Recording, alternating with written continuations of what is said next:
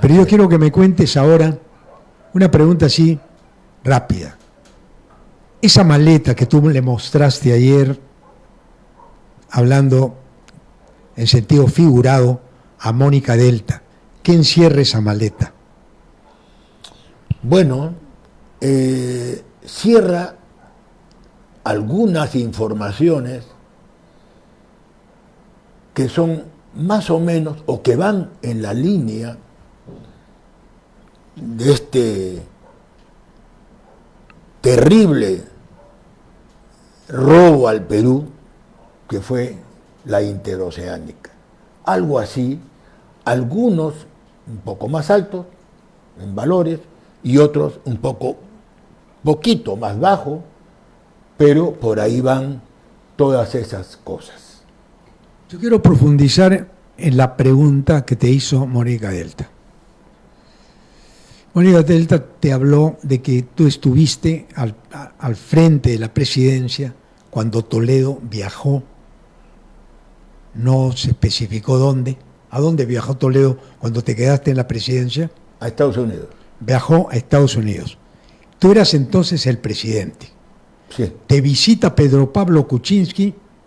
Estoy repitiendo lo de ayer con Mónica Delta. Si lo tenemos, me gustaría poner esa partecita. Búsquenmela, porque podrían decir que Ricardo Belmont está inventando.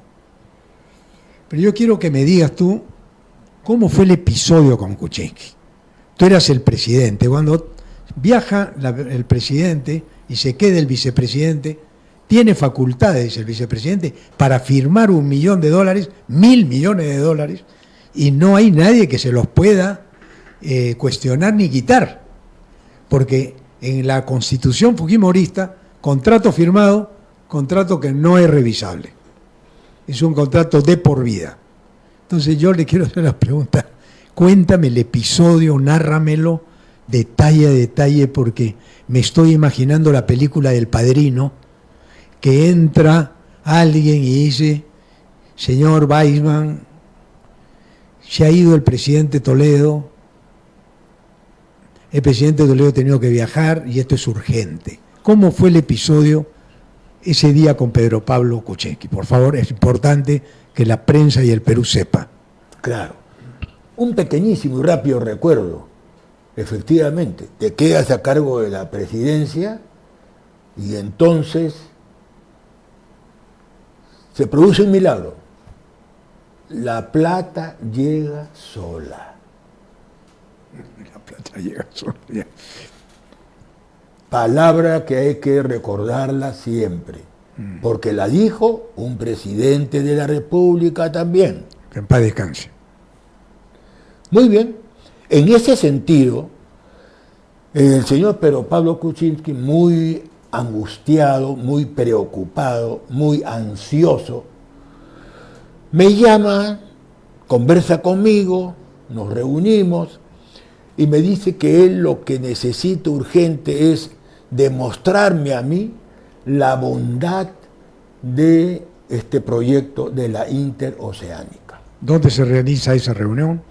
En la presidencia del Consejo de Ministros que existía en aquella época en Miraflores, en la avenida Benavides. Correcto. Muy bien. Entonces, y me dice, es necesario, urgente. Me pareció traído de los cabellos, porque si es necesario y urgente, ¿por qué no lo firmó el señor Alejandro Toledo antes de irse de viaje? Es como cuando uno se va a ir de viaje, se prepara, alista sus maletas con tiempo, ¿no? Y deja todo en orden para que no le falte nada a la casa. Así es. Que la casa quede abastecida de todo. Y me llamó la atención que había quedado desabastecida la casa. O sea, a ver, quiero pensar criollamente. Te iban a enchufar 20 años de cárcel a ti. Así es. O sea, olvídate. ¿Qué tal? ¿Tú ya habías denunciado a esos 300 o todavía? Todavía. Todavía no. Ok. Pero ya se hablaba de que tú eras un problema en el gobierno de Toledo. Un grave problema. ¿Ya había renunciado Díaz Canseco? Ya había renunciado Díaz Canseco. Díaz Canseco había renunciado. Por si acaso vamos a poner en autos a los jóvenes que no saben. El primer vicepresidente era Raúl Díaz Canseco, quien renuncia por un tema personal. No vamos a tocarlo por respeto a la familia. Por un tema personal, Díaz Canseco renuncia. Entonces buscan a Weissman. Toledo se va de viaje y llega Kuczynski, lo cita, te cita. Eso es también un argumento interesante en el análisis de la mirada. La mirada tiene que ir a fondo. Cuando te cita el presidente del Consejo de Ministros, ¿no es cierto? Correcto. No va a verte a Palacio, sino te cita. Sí. Ya te tenía ahí dominado, disminuido aparentemente. Aparentemente. Él era muy petulante siempre, ¿no? Toda la vida. Muy bien petulante, bien impositivo. Ya. Entonces tú llegas a la sede del primer ministro Sí. y ahora nárrame el diálogo, por favor. En ese encuentro, entonces él me dice que es para el bien del país sumamente urgente poder firmar ese contrato con Odebrecht. Porque además, después de una serie de problemas que hubieron, el presidente Lula estaba muy, pero muy interesado y pedía urgencia para que se firme este contrato.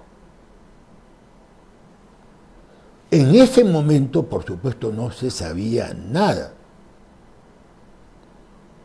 Entonces, Era la época que Odebrecht no existía.